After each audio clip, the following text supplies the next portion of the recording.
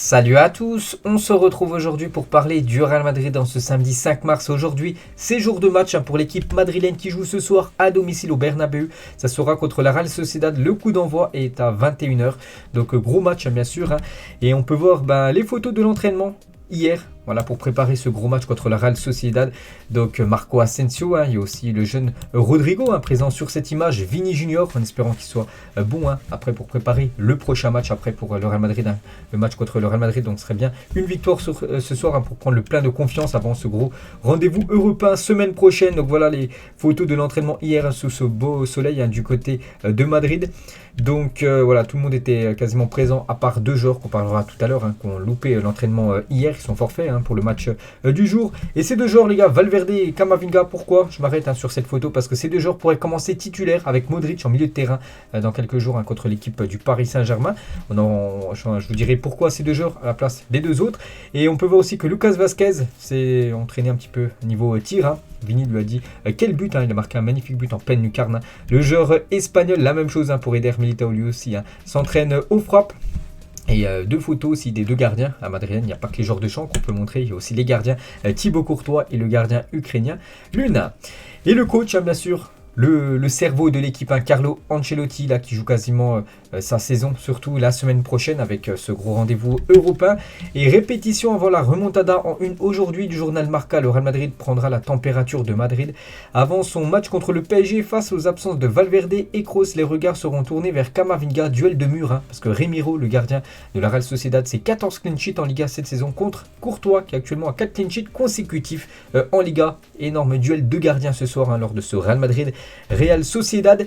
Et une opportunité en or en une journal AS. Le Real Madrid pourrait frapper un grand coup dans la bataille pour la conquête de la Liga s'il gagne aujourd'hui face à la Real Sociedad. Pourquoi? Parce que hier, donc ça c'est un résultat qui intéresse fortement l'équipe madrilène, c'est l'équipe de Séville, le dauphin du Real Madrid, le deuxième du classement, qui est à 6 points du Real Madrid.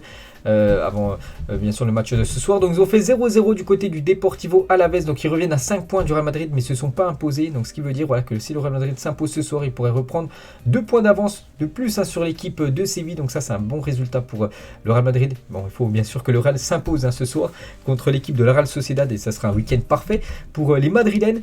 Et du coup on peut voir les joueurs convoqués pour le match de ce soir contre la Real Sociedad. Donc quasiment tout le monde est là. Alaba est bien présent dans le groupe, lui qui était incertain pour ce match ce soir, il est bien présent. Mendy aussi, je sais pas, Marcelo aussi présent. En attaque, Benzema, Asensio ou même Eden Hazard, bien évidemment présent. Et c'est là en milieu de terrain où il y a quand même deux joueurs qui manquent. Donc Valverde n'est pas présent. Et aussi Toni Kroos, les deux joueurs ont loupé l'entraînement hier. Les deux joueurs ne sont pas présents, sont forfaits pour le match de ce soir. Et regardez du coup la compo probable. On a du Real pour affronter la Real Sociedad ce soir. Donc Thibaut Courtois normalement, bon ça va pas bouger, il devrait commencer titulaire. Mendy, Alaba, Militao, Carvajal, donc ça bouge pas la défense. Donc sans milieu de terrain, Casemiro et Modric. Et du coup à la place de Toni Kroos qui est forfait ce soir, ça devrait être Camavinga. Vu que Valverde aussi, forfait, du coup c'est Camavinga les gars qui devrait commencer titulaire. Puis après le trio d'attaque, ça bouge pas, Benzema, Vini et Marco Asensio. Et pour revenir sur Toni Kroos et Federico Valverde n'étaient pas présents à l'entraînement du Real Madrid ce vendredi en fin de matinée. Hier, début d'entraînement toujours à 11h, ils n'étaient pas présents ces deux-là. Et on revient sur Toni Kroos parce que J-, on a combien là? J-4 de ce match contre l'équipe du PSG. Ça sent pas bon pour Toni Kroos pour sa présence. Mercredi soir, il a dit c'est une petite blessure et elle n'est pas causée par un trop grand nombre de matchs. Regardez, ces dernières semaines, il y avait beaucoup de repos entre les matchs. Ce n'est pas une surcharge, c'est simplement de la malchance. Sa blessure actuellement, il a dit je ne peux pas dire à 100% si je serai prêt pour le match contre le PSG. Ça va dépendre de comment la blessure évolue cette semaine, de comment je vais me sentir lundi et mardi, la veille de ce gros rendez-vous européen. Le timing sera serré, on décidera en fonction de ça s'il sera présent dans le groupe madrilène ou non. Voilà, Toni Kroos, vu que bien sûr il est forfait ce soir et à quelques jours d'un match de Ligue des Champions, donc ça s'annonce pas bon pour Toni Kroos. Ancelotti l'a dit, il n'y a pas de problème déjà pour Valverde, qui est absent ce soir, mais il devrait lui bien être présent mercredi. Et concernant Toni Kroos, il n'y en aura pas non plus, c'est un tout petit problème, j'espère qu'il sera prêt contre Paris. Donc à voir, mais c'est vrai que Toni Kroos, peut-être, Ancelotti était peut-être un peu trop forcé avec Toni Kroos, parce que Toni Kroos a disputé 29 des 30 derniers matchs pour lesquels il était disponible. Ancelotti est resté avec son idée de ne pas tourner, sauf si nécessaire. Il reste ferme sur cette idée. Et ça, à chaque fois de faire jouer trop souvent les joueurs, voilà, les joueurs sont susceptibles d'être blessés. On peut voir du côté du Barça, par exemple, c'est un exemple avec Pedri, qui a beaucoup joué de matchs la saison dernière. Donc il a loupé quasiment tout le début de la première partie de saison du côté du club Blaugrana. Donc attention à Toni Kroos d'enchaîner tout le temps des matchs.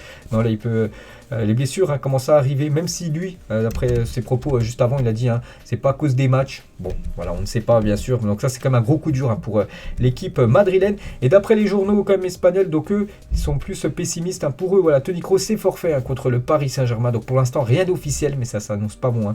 La présence du milieu allemand contre le PSG. Et concernant Valverde, voilà un petit retour sur Valverde, donc il n'a pas participé à l'entraînement hier parce qu'il souffre d'une grippe tout simplement Valverde. Donc normalement mercredi ça sera bon, voilà, Valverde sera bien présent dans le groupe pour jouer contre l'équipe du PSG. Et Ancelotti en conférence de presse avant le match de ce soir, nous sommes prêts pour cette partie importante de la saison. Je suis confiant, je vois que l'équipe va bien. Il a fait différentes déclarations. Kroos s'est reposé contre Alaves, sa blessure n'est pas due à la fatigue parfois. Il y a de la malchance, Kroos s'arrêtera pendant 5 ou 6 jours. Ce type de blessure à ce stade de la saison signifie qu'on a bien géré l'aspect physique, on en est convaincu. Voilà ce que dit Ancelotti sur Kroos. Il aussi dit nous avons eu des blessés comme toutes les équipes, mais la réalité c'est qu'on a 6 points d'avance, on peut renverser la situation en Ligue des Champions et on a fait 4 matchs consécutifs sans encaisser de but en Liga, ça signifie solidité. Voilà ce que dit toujours Ancelotti. Il dit aussi je n'ai pas fait tourner, mais je n'ai pas aussi mal que certains pourraient le penser. Ça aurait pu être mieux fait, mais ça aurait également pu être pire. Je suis content du travail qu'on a fait avec les préparateurs physiques. Il a aussi dit j'ai toute l'équipe disponible hors micro, c'est Valverde. Nous n'allons pas changer le système, nous allons presser plus haut et rien d'autre. Je choisirai des joueurs contre le PSG. J'essaierai d'aligner le meilleur effectif possible pour ce gros match de Champions League mercredi prochain.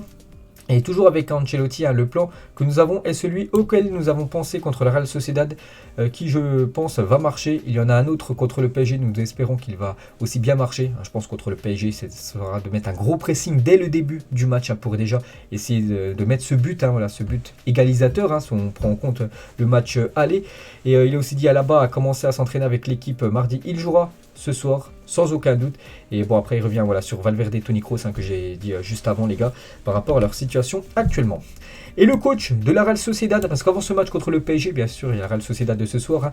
Le Real Madrid est leader, n'a pas perdu à domicile, n'a concédé que 4 matchs nuls. Mais s'il y a bien une équipe qui peut aller gagner là-bas, c'est bien nous. Nous y sommes déjà parvenus lors de nos 2 derniers déplacements. C'est que la Real Sociedad s'imposait les 2 dernières fois du côté du Bernabéu. Attention, bien sûr, aux joueurs madrilènes. Il a aussi dit le travail défensif du Real Madrid se révèle par ses chiffres. Avec seulement 20 buts encaissés, ils ne font pas beaucoup de cadeaux. Il est clair que nous n'aurons pas beaucoup d'occasions au Bernabéu, mais il faudra être efficace sur celles que nous aurons. Kroos et Valverde, il est clair que ces joueurs sont importants, mais ceux qui vont les remplaçants sont tout aussi bons. Malgré ces absences, le Real Madrid sera encore et toujours un adversaire très puissant. Et pour finir, connaissant l'entraîneur et la philosophie du Real Madrid, je n'ai aucun doute sur le fait qu'ils seront très impliqués dans le match de ce soir, d'autant plus qu'ils savent que le Real Madrid joue très bien et qu'ils ne sont pas à fond. Nous pouvons les battre. Donc voilà toutes les déclarations fortes avant ce gros rendez-vous de Liga ce soir entre le Real Madrid et l'équipe de la Real Sociedad. Et concernant l'arbitre de la rencontre, quelqu'un toujours de très important, même si à l'assistance vidéo, voilà, des fois qui peut l'aider, c'est lui vraiment qui prend la décision finale. Donc ça sera Gil Manzano qui arbitrera ce match ce soir de Liga. Donc il arbitre souvent bien sûr l'équipe madrilène. Et attention à 3 joueurs, parce qu'en cas d'avertissement reçu contre la Real Sociedad ce soir, donc Militao, Ferland Mendy et Casemiro seront suspendus pour le prochain match en championnat. Ça sera la semaine prochaine contre l'équipe de Majorque. Et toujours sur ce Real Madrid, Real Sociedad, par exemple, une photo d'un Real Madrid Real Sociedad à l'époque, quand c'était Sami Khedira jouait à l'époque du côté du Real Madrid. On peut voir Bravo, ancien gardien de la Real Sociedad, je crois que ça date de 2011, cette photo. Et toujours sur cette rencontre ce soir, donc le Real Madrid fêtera ses 120 ans dans 3 jours, donc je crois que c'est demain exactement, donc ce soir, la veille de cet anniversaire des 120 ans d'histoire de Madrid. Donc à cette occasion, le premier logo de l'histoire du club apparaîtra sur le tableau d'affichage lors du match contre la Real Sociedad.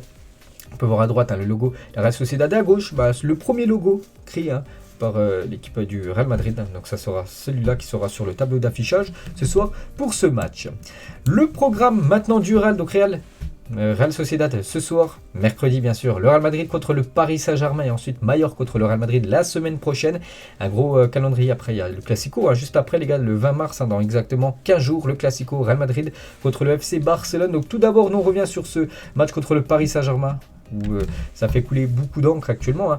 En Espagne, donc ils sont forfaits face au PSG. Donc Mendy suspendu, Casemiro suspendu, Kroos quasiment forfait. On en a parlé avant. Donc un milieu Modric, Camavinga, Valverde à prévoir. Ça sera certainement ces trois-là, le milieu de terrain. Donc Valverde et Camavinga seront certainement titulaires face au PSG avec l'absence bien sûr de Casemiro et certainement Toni Kroos.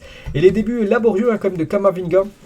C'est vrai que Camavinga, il joue peu quand même du côté de Madrid. 24 matchs, toutes compétitions confondues, seulement 9 fois titulaire, 17e temps de jeu de l'effectif et il devrait là jouer bien sûr déjà normalement ce soir et aussi mercredi contre le Real. Donc deux gros rendez-vous à pas manquer pour l'ancien Rennais. Thibaut Courtois par rapport à ce match retour contre l'équipe du PSG, on espère pouvoir revenir contre le PSG. Le Bernabeu a vécu beaucoup de moments comme ça, des retours et on espère pouvoir faire pareil. En gros une petite remontada, un comeback, parce qu'une remontada, voilà, il y a seulement un but à remonter. En gros un comeback du Real Madrid, bien sûr le Real peut gagner, peut renverser ce match, surtout au Bernabeu devant ses supporters. Et Marquinhos il a dit, donc futur adversaire du Real Madrid. Donc on est très content de ce qu'on a réalisé au match aller contre le Real Madrid. On sait que le deuxième match sera différent. Chaque match a son histoire. On a fait un pas vers l'écart, mais on n'a encore rien gagné. Qui reste ce match retour. Si une équipe laisse le Real Madrid jouer avec la qualité de leur milieu, Benzema qui vient jouer entre les lignes, c'est sûr qu'ils vont avancer, avoir le ballon avec un score de 1-0. On garde les pieds sur terre, car tout reste encore ouvert. Pour moi, vraiment, c'est du 50-50 ce match retour. Le Real Madrid ne fera pas la même prestation qu'ils avaient fait il y a quasiment un mois du côté de Paris, où ils avaient totalement fait un non-match. Là, voilà, ils doivent gagner. Il y aura le public là derrière eux, en mode 12e homme. Donc, je pense que ça sera vraiment une magnifique partie de football mercredi soir. Et Fernando Hierro, les gars, ancien joueur madrilène, les supporters du Real Madrid s'attendent à ce que nous gagnions. Ils sont une équipe, ils sont très exigeants et ils ont raison car ils ont vu leur équipe remporter de nombreux titres dans le passé, dont 13 fois quand même la Ligue des Champions, toujours avec Hierro. L'histoire ne s'achète pas.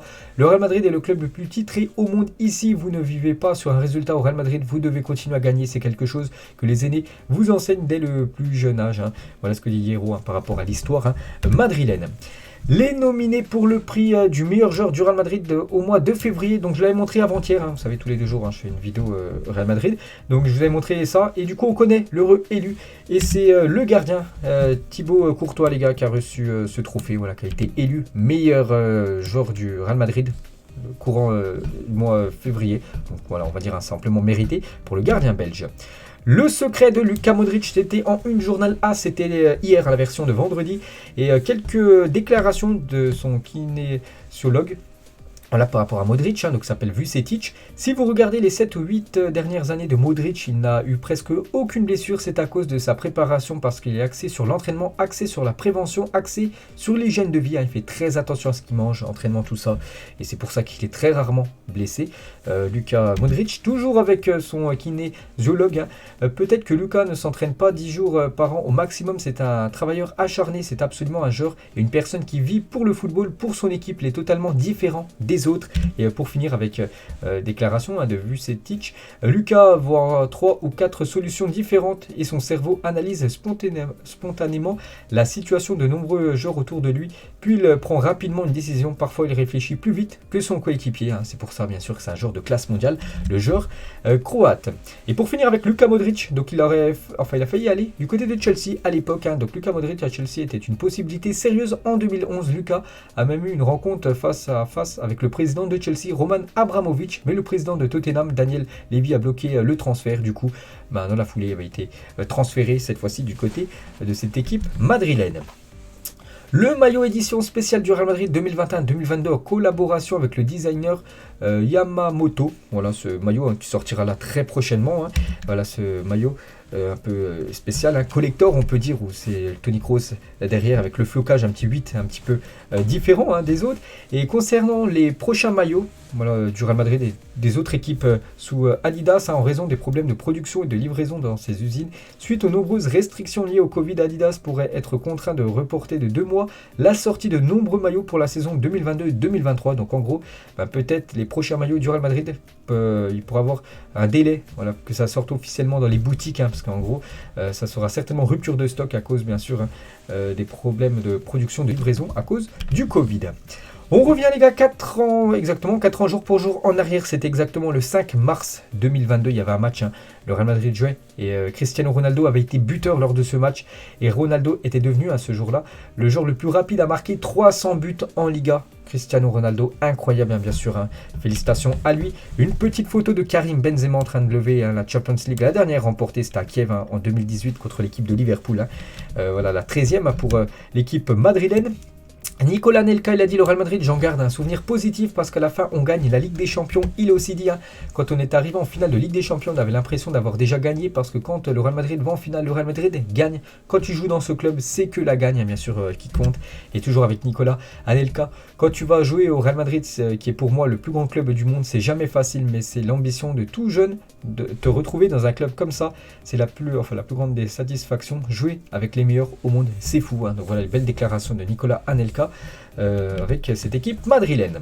Ça c'est une mauvaise nouvelle, il faut en parler un petit peu. Bon voilà, c'était il y a 3 ans, cette fois-ci jour pour jour, et l'Ajax Amsterdam infligeait une défaite 4-1 au Real Madrid. Pourtant le Real s'est imposé au match aller, hein, du côté de l'Ajax, mais au match retour, ils avaient fait, ils s'étaient fait complètement dominer, hein, surpassé par les Néerlandais qui avaient fait une magnifique prestation de football. Hein. C'était il y a 3 ans, bien sûr, l'élimination du Real Madrid dès les 8e de finale, hein, de la Champions League. Donc ils avaient gagné, hein, l'édition avant, en 2018, et l'année d'après, ils étaient sortis, hein, dès les 8e de finale.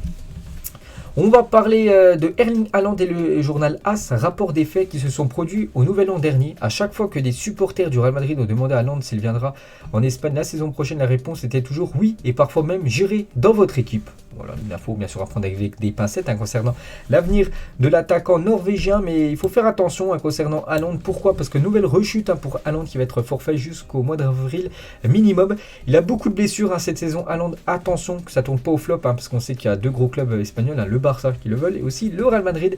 Et il faut pas que ça refasse, hein, en gros, une Eden Hazard. Hazard est arrivé, il a très peu joué du côté du Real depuis 2019 et le Real a investi beaucoup d'argent. Il faut pas refaire la même chose avec Haaland. Et c'est vrai qu'il est beaucoup blessé, donc voilà, ça inquiète bien sûr les dirigeants madrilènes. Et si on revient les gars sur Hazard à Chelsea et Hazard au Real Madrid, il a mis quasiment 1 an et demi de plus pour atteindre la barre des 65 matchs. Donc les 65 premiers matchs de Hazard à Chelsea, les 65 premiers matchs de Hazard au Real Madrid. Donc il lui a fallu déjà 2 ans et 158 jours au Real, alors que seulement 1 an et 14 jours, hein, du côté de Chelsea à cause de ses nombreuses blessures au Real. Donc c'est pour ça qu'il lui a fallu beaucoup plus de temps. On peut voir aussi qu'il a été beaucoup plus fois décisif, hein, du côté de Chelsea que du côté du Real Madrid. À Barcelone, on considère que le transfert de Mbappé au Real Madrid est fait. Les dirigeants vont tout faire pour améliorer leur équipe afin de pouvoir rivaliser avec le Real Madrid. Donc Mbappé, voilà, on en parle un petit peu aujourd'hui les gars. Donc voilà, le plan fonctionne, hein, voilà, normalement il devrait bien rejoindre, hein, gratuitement cette équipe madrilène en fin de saison. On va parler du fils de Marcelo Enzo qui brille dans l'académie du Real Madrid, donc en gros le centre de formation. Le joueur de 12 ans est considéré comme l'un des meilleurs ST, donc en gros l'un des meilleurs buteurs des équipes de jeunes, hein. Donc voilà, peut-être Marcelo, enfin le fils de Marcelo les gars, une belle carrière, pourquoi pas au Real Madrid. Bon, il jouera pas comme son père au même poste, hein. Lui c'est plutôt un joueur offensif. Le Real Madrid a également été présent dans l'hommage à Lucas Ordonez avec ce maillot signé par toute l'équipe madrilène, hein. Nous espérons que la surprise vous a plu, Lucas. Donc voilà une petite info en PlayStation Espagne, hein, qui a publié ça bien sûr avec le maillot du Real Madrid signé par toute l'équipe. Une photo de Vini Junior à l'époque quand il évoluait dans son ancien club, hein, de Flamengo, avec Lucas Paqueta, maintenant joueur de Lyon. Voilà une petite photo maintenant des deux, hein, du côté de la Seleção, l'équipe brésilienne. La légende Raúl avec l'écharpe Real Madrid, hein, légende totale, hein, du côté de Madrid, un attaquant espagnol. Lui aussi les gars, ça a été un grand joueur, hein, du côté de Madrid, on peut même le mettre en légende, hein. C'est Luis Figo avec le Real, hein, 245 matchs, 56 buts, 93 passes décisives. Il a remporté la Ligue des Champions et 2 fois la Liga lors de son séjour, hein, du côté de Madrid. Cette photo de 2 légendes, hein, Cristiano Ronaldo avec Sergio Ramos, c'était lors de la finale de 2018, hein, contre Liverpool, parce qu'en bas à droite on peut voir, voilà, des joueurs de Reds, voilà, le Real Madrid s'est imposé bien sûr 3. Lors de cette finale, Roberto Carlos a remis les crampons. Le Brésilien a endossé le maillot des Bull in the Barn United, l'équipe d'un pub de Shrewsbury, le temps d'un match amical. C'était hier, hein, donc félicitations à Roberto Carlos. Bon, il a fait une magnifique carrière. Maintenant voilà, c'était un petit match de charité pour lui. Lucas Zidane a dit revenir au Real Madrid, l'OM, pourquoi pas, il y a encore le temps. Je suis concentré sur le Rayo Vallecano pour pouvoir atteindre mon meilleur niveau. les clubs que tu cites sont très grands et ça serait beau d'y jouer, mais il faut y aller petit à petit. Il a aussi dit par rapport à Karim Benzema est un top joueur mondial, je l'ai toujours dit, il s'améliore avec le temps, c'est un joueur incroyable. Voilà la belle déclaration du fils de Zizou sur Karim Benzema. Et pour parler cette fois-ci de Zinedine, donc son père, Zinedine Zidane, magnifique photo, c'est lors de son magnifique but contre le Bayer Leverkusen, reprise de volée du gauche qui était parti en pleine lucarne. Manchester United a fait de Carlo Ancelotti l'un de ses candidats pour prendre la suite de l'intérim de Ralf Rangnick. On sait que du côté de Manchester, il y aura certainement un nouvel entraîneur l'été prochain. On parle de Pochettino, on parle aussi de Erik ten Hag et on parle aussi du coach du Real Madrid, Carlo Ancelotti, ciblé. Cette équipe, les deux équipes voilà, du Real Madrid qui ont remporté les 2 dernières finales de Ligue des Champions, on peut voir c'est quasiment la même chose. On peut voir par exemple que Isco a mis la main sur l'épaule de Daniel Carvajal. La même chose, Cristiano Ronaldo a mis la main sur Karim Benzema. Navas, le gardien, a mis la main sur l'épaule de Casemiro. Donc c'était la finale contre la Juventus et la finale contre l'équipe de Liverpool à Kiev en 2018.